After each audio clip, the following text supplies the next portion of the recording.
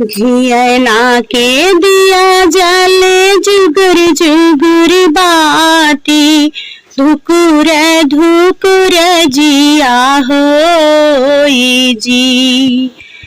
कौनी निमाई अपन बेटी जे साज साजाई सारी सारी रात जी। उठा उठा मोरी बेटी हाथ मुँह धोवा खाइला कटोरा दूध भात जी। तोह के चल के बेटी बड़े भीनु सहरा खाइला कलवा मोरे हाथ जी।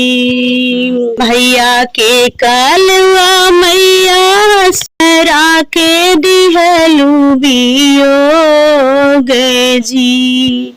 कवन कसुर हमसे भयल मोरी मैया हम का पठवा परदेस जी।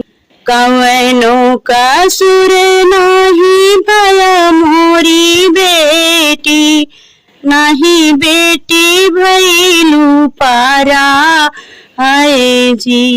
बिटिया जन्म भया दूसर घरे खाती इह बाटे रीत रिवाज जी।